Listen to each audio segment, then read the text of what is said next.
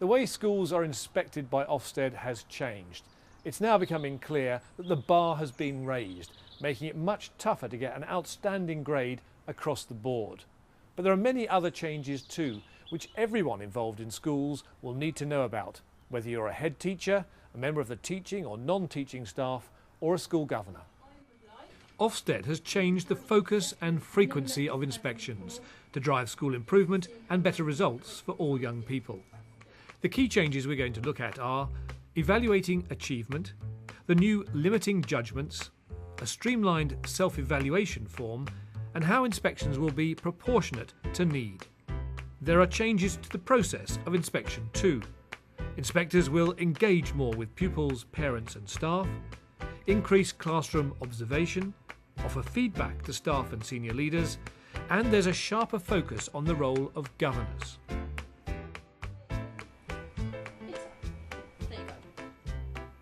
Top of the agenda in the new inspection framework are outcomes for pupils. Rob Hubbleday was part of the team that introduced the new arrangements. We have rebalanced how we judge achievement. Before September 2009, we were looking particularly hard at the progress pupils were making using contextual value added and what we saw in lessons. But we were putting a judgment on standards to one side in a sense. Now what we've done in the new arrangements, quite deliberately and unashamedly, is to say, look, learning and progress are major outcomes that we are interested in, and we will still use CVA. But we can't ignore the fact that what children leave school with is actually going to be extremely important for them as individuals. We're not just looking at the last year's results. We've made quite a big change here, that we're saying, look, schools often have said last year's results were anomalous, they were a blip year. So we're looking over 3 years. We don't think you can say achievement is satisfactory in a school if the standards are very low and the teaching, the learning, the progress are mundane, are not doing enough to drive the standards up. Schools and head teachers are saying that these changes have raised the bar. Is that so? We are expecting more of schools in some areas. We've got new judgments, for instance, in the new arrangements that weren't made in the old arrangements. So, in that sense, it's raising the bar. Putting more emphasis on standards clearly will raise the bar. But that's what we all want, I think, in society. We want standards to continue rising, and we want them to continue rising most where they need to rise most, which is in the lowest attaining groups. So it is raising the bar there, but done in a fair way and an open and honest way. We share the grades with the schools, with the descriptors. We say exactly what it is we're looking for. I think you'll find that the attainment grade and the overall grade will be the same in the vast majority of cases.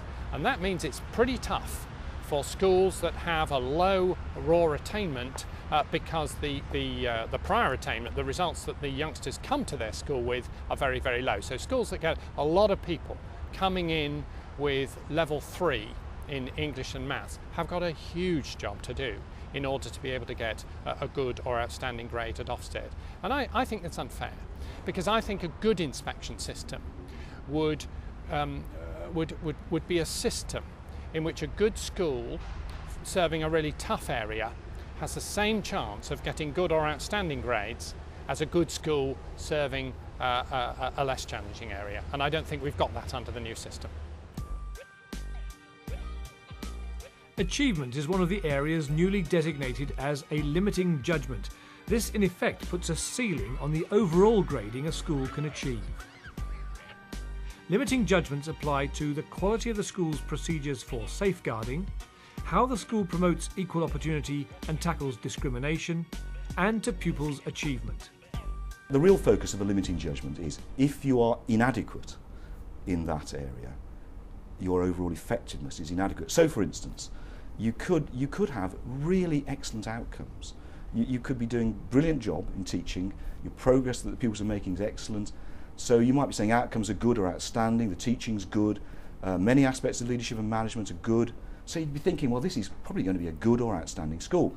But you then discover something is drastically wrong with the way that they go about safeguarding arrangements, And the inspection team would have no choice then but to say, overall effectiveness of this school is inadequate. That's what a limiting judgment does. There are big changes to the self-evaluation form, aligning it to the inspector's own evaluation schedule. Calthorpe Park School in Fleet, Hampshire used the new CEF during their inspection in June 2009. Ofsted judged they were a good school. Certainly the new version, I think, in my view, is much more streamlined and links much more effectively with actual self-evaluation that you do on the ground. It's easier to manage. You make your gut judgment first. You then look around and see how that fits in with the criteria. You then look around and find the evidence to back that up, and if you can't find the evidence for that particular judgment, then you shift your judgment slightly. So it's a much more useful process, really. It's the process, in my view, that's really important in terms of self-evaluation. It's not a document that you churn out at the end of it. What we're told that Ofsted is hoping to see is that schools are perhaps able to put less information in, but to make that information more evaluative rather than descriptive. And there are links on the website to help schools to connect what they're writing much more closely to the descriptors that the inspectors are using to sort of pull out and really demonstrate the things that they're doing well. However, the questions that were in the old self-evaluation form that were prompts that were there, they're not there anymore. So it is taking time, I think, for heads to really work through that if they're going to do it in a meaningful and detailed way. So you've looked at achievement, read up on limiting judgments and tackled the new CEF. When should you expect the inspectors? Depending on a school's performance, there could be up to 5 years before the next visit. Schools judged inadequate face regular no-notice monitoring visits and re-inspection within 3 years. Satisfactory means inspection within 3 years. Up to 40% of these schools will also have monitoring visits. And good or better schools can expect a 5-year break without inspection. But all schools will have annual assessments to monitor changes in performance.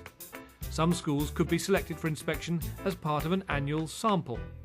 If there's a strong voice from parents or inspectors have specific concerns on safeguarding, they can call at no notice. There will be scrutiny of schools annually. And that scrutiny will often take the place of looking at the CEF if schools have submitted one of those, looking at performance data that Ofsted looks at, so exam results and so on. So if they're continuing and everything is looking like it's going in an upward trajectory, then the inspection may be deferred. However, if there are anomalies in the data or something has occurred that Ofsted feels is not quite what they would expect to see, or that the data can't be interpreted well enough from a desk-based assessment, then they will come in sooner to inspect. For schools, there's much more involvement in the inspection process.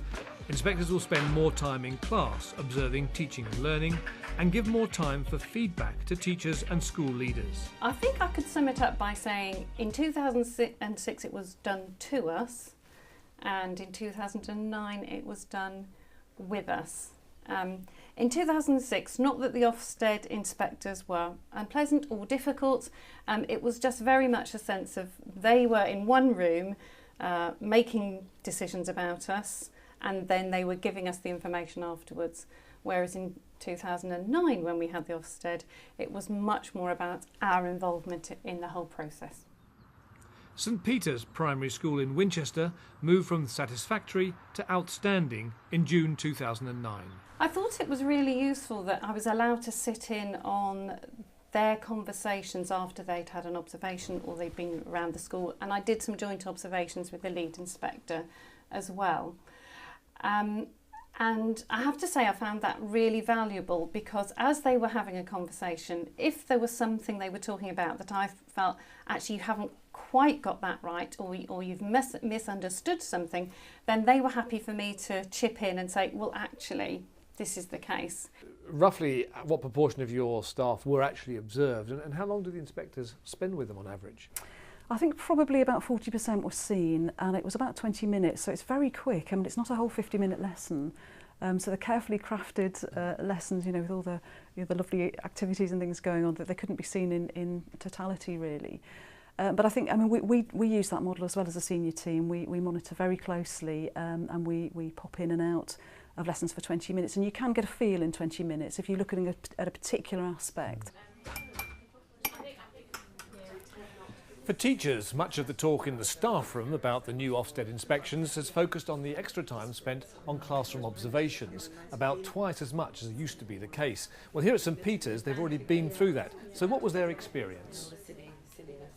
I think that if there's only a few members of staff who aren't actually observed during that time, you do feel a sense of disappointment because you don't feel that you've played your role in the Ofsted and that the findings you haven't contributed to. I just had the inspector, she came in, she was following a particular child and wanted to see his learning taking place. So it wasn't my teaching necessarily that was being observed, it was the individual child's learning that was being observed. I felt that very much the following of different cohorts of children, your SEN cohort or your EAL cohort of children, was quite important. They were very prepared to have a general discussion, very prepared to give you feedback, very open, and stopped what they were doing and gave adequate time for a proper debrief.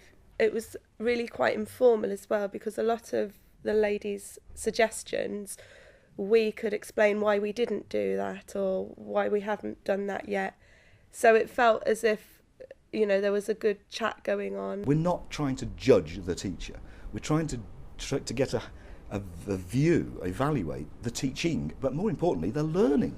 So we look at the children's books, we talk to the children, we look at the planning for more than that lesson, and we relate that information we've gained to what parents have said, what the children have said, and we try and triangulate the different perspectives. So it's not just, I'm going to watch you stand up in that corner and teach and I'm going to put a grade. It's nothing like that at all. For governors, the new framework brings their role into sharper focus, questioning how they challenge and support the school while meeting their statutory responsibilities. They expected us to have a much better in-depth knowledge of what was going on, not just in terms of policies in the school, but being able to understand the strengths and weaknesses. I think probably the best example of that would be that we had to understand the assessment system that the school had taken on and the individual tracking that they were doing, and be able to comment and ask really good questions about whether they'd got that right, and therefore that was then being translated into where we put the resources and what outcomes we were expecting as a result of those interventions. It's already clear that the new Ofsted inspection framework is having a major impact on schools. The bar has been raised and there's a very strong focus now on pupil achievement data. But there are also signs from schools that the greater focus on engagement with staff and on feedback to teachers are being seen as an improvement to what remains for many a rather daunting process.